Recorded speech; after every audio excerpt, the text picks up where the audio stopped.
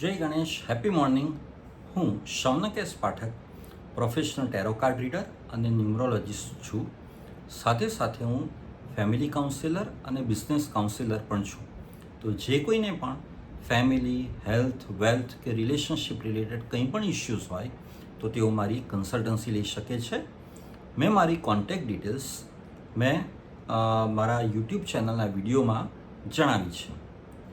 આજે હું તમને જણાવીશ સુખી થવા માટેના અને તે પણ નિરંતર સુખી રહેવા માટેના અમુક નિયમો કે જેનું પાલન કરવાથી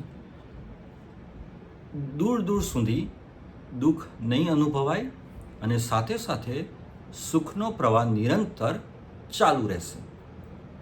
પહેલી વાત કે સ્વયં એટલે પોતે ક્યારેય પણ કોઈ ભૂલ કરવી નહીં અને જાણતા કે અજાણતા જો કોઈ ભૂલ થઈ જાય તો તે સ્વીકારી લેવી અને માફી માંગી લેવી.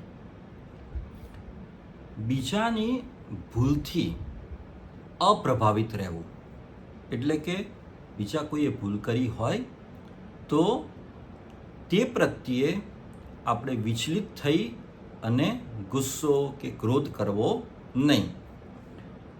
સાથે સાથે આપણા સંબંધમાં બીજા કોઈએ ભૂલ કરી હોય તો તે વ્યક્તિની ભૂલ સુધારવા માટે તેની સાથે સહયોગી થવું અને તેને સલાહ સૂચન આપીને તેણે જે કંઈ પણ ભૂલ કરી છે તેને વાળી લેવી અથવા સુધારી લેવી.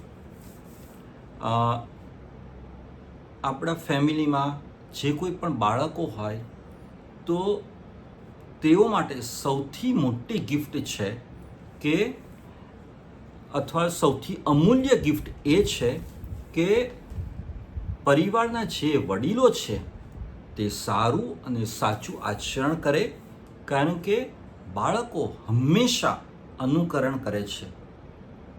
તો આપણો જે સારા મૂલ્યોનો વારસો છે, પરિવારનો વારસો છે, તે વારસો આપણે બાળકોમાં ટ્રાન્સફર કરવાનો છે. તો કઈ રીતે થાય?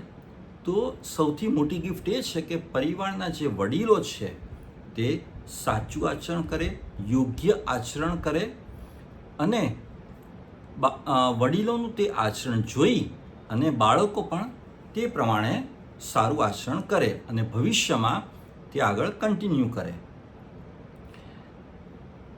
બીજું કે પરગુણ એટલે કે બીજાના ગુણોની ગણના કરવાથી આપણો વિકાસ થાય છે. એટલે કે બીજા કોઈ વ્યક્તિમાં કંઈક સારા ગુણો હોય તો તેનું આપણે અનુકરણ કરીએ તો આપણો વિકાસ થાય છે. અને જો પર અવગુણ એની આપણે ગણના કરીએ તો આપણો નાશ થાય છે. એટલે બીજા કોઈના અવગુણો હોય તેને આપણે વખોડીએ, તેની નિંદા કરીએ તો પણ આપણો વિનાશ થાય છે અથવા નાશ થાય છે, આપણો ગ્રોથ થતો નથી. સાથે સાથે તે વ્યક્તિના અવગુણો જો આપણે આપણા ચરિત્રમાં ઉતારીએ તો પણ આપણો વિનાશ નાશ થવાનો છે અથવા તો ઉત્તરોત્તર અધોગતિ થવાની છે. તો પ્રગતિ માટે શું યાદ રાખવું કે જે કોઈ પણ વ્યક્તિ છે આપણા રિલેશનશિપમાં કે કોઈ પણ રોલ મોડલ છે તેના જે સારા ગુણો છે તેનું આચરણ આપણા જીવનમાં ઉતારવું, તેથી કરીને આપણો વિકાસ થાય. અને બીજું કોઈ વ્યક્તિ છે જેના અવગુણો છે તેની ગણના કરવી નહીં, વખોડવું બી નહીં, નિંદા બી નહીં કરવી કે આપણા જીવનમાં તો બિલકુલ તેને આચરણમાં ઉતારવું નહીં.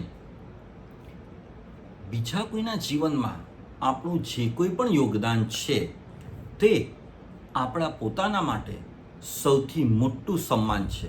ફરીથી હું રિપીટ કરીશ આ વાક્ય કે બીજા વ્યક્તિઓના જીવનમાં આપણું જે કોઈ પણ યોગદાન છે એટલે કે એ વ્યક્તિના વિકાસ માટે તે આપણા પોતાના માટે તે સૌથી મોટું સન્માન છે. અને આપણે જે કંઈ પણ કરીએ છીએ તે આપણી ખુશી માટે, આનંદ માટે કરીએ છીએ. પણ તેથી કરીને ભૂલથી પણ જાણતા કે અજાણતા કોઈને દુઃખ ના પહોંચે તેનું પણ ધ્યાન રાખવાનું. એટલે કે have a win win approach, not a win lose approach. અને છેલ્લે જે કોઈ પણ વ્યક્તિ પોતાની જાતને પ્રેમ કરે છે, પોતે પ્રેમ કરે છે, સેલ્ફ લવ, તેને આખી દુનિયા પ્રેમ કરે છે. Again I will repeat the golden words, the golden rule. જે કોઈ પણ વ્યક્તિ પોતાની જાતને પ્રેમ કરે છે, સેલ્ફ લવ કરે છે, તેને આખી દુનિયા પ્રેમ કરે છે. ખુશ રહો, મસ્ત રહો, સ્વસ્થ રહો. Thank you very much.